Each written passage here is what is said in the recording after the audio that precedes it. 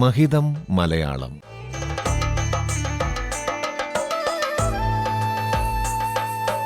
മലയാള ഭാഷയുടെ മഹിമകൾ കേട്ടറിയാൻ ഒരു സർഗയാത്ര.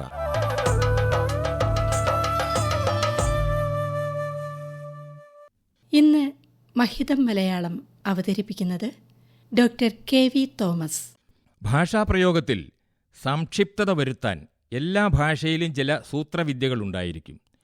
തോലുകൊണ്ടുണ്ടാക്കിയ ചെരുപ്പ് എന്ന് പറയുന്നതിന് പകരം തോൽച്ചെരുപ്പ് എന്ന് പറഞ്ഞാൽ മതി. തീ കത്തിച്ച് വെള്ളം തിളപ്പിച്ചുണ്ടാക്കുന്ന ആവിയുടെ ശക്തി കൊണ്ട് ഓടുന്ന വണ്ടി എന്ന് പറയുന്നതിന് പകരം തീവണ്ടി എന്ന് പറഞ്ഞാൽ കാര്യം വ്യക്തമാകും. ഇന്നിപ്പോൾ ഡീസൽ കൊണ്ടോ വൈദ്യുതി കൊണ്ടോ ഓടുന്ന വണ്ടിയും തീവണ്ടിയായി. ഇത്തരം സംക്ഷിപ്ത രൂപങ്ങളെ സമസ്ത പദങ്ങളെന്ന് പറയുന്നു.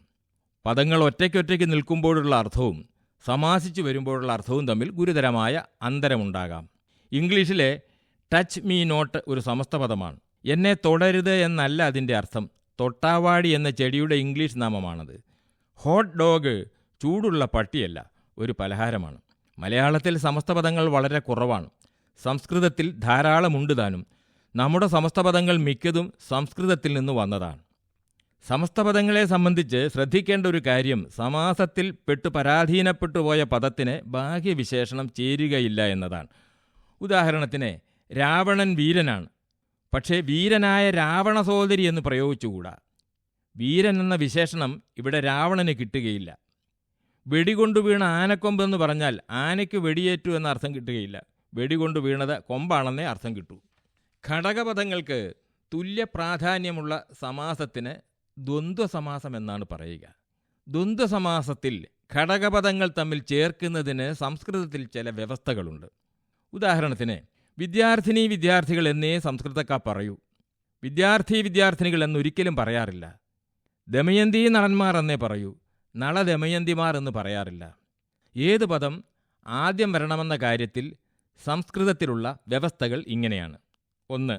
സമാസിക്കുന്ന പദങ്ങളിൽ ഇകാരത്തിലോ ഉകാരത്തിലോ അവസാനിക്കുന്ന പദങ്ങളുണ്ടെങ്കിൽ അത് പൂർവപദമായി വരണം.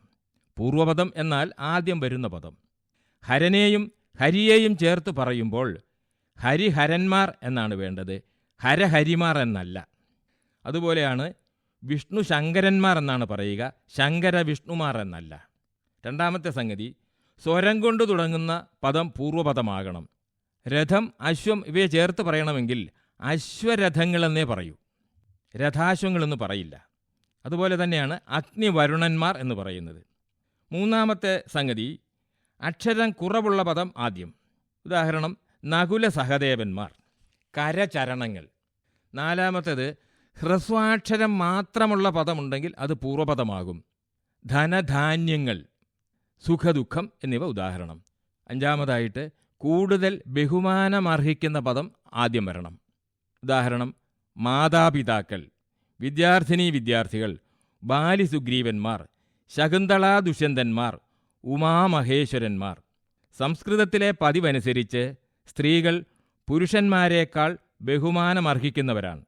അതിനാൽ സമാസത്തിൽ സ്ത്രീനാമങ്ങളാണ് ആദ്യം വരിക. മലയാള സമാസങ്ങളിൽ ഈ നിയമം കൃത്യമായി പാലിക്കാറില്ല. അച്ഛനമ്മമാർ, ആങ്ങള പെങ്ങന്മാർ എന്നൊക്കെ മലയാളത്തിൽ പറയും.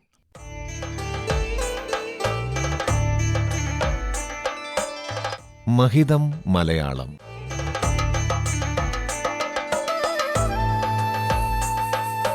മലയാള ഭാഷയുടെ മഹിമകൾ കേട്ടറിയാൻ ഒരു സർഗയാത്ര.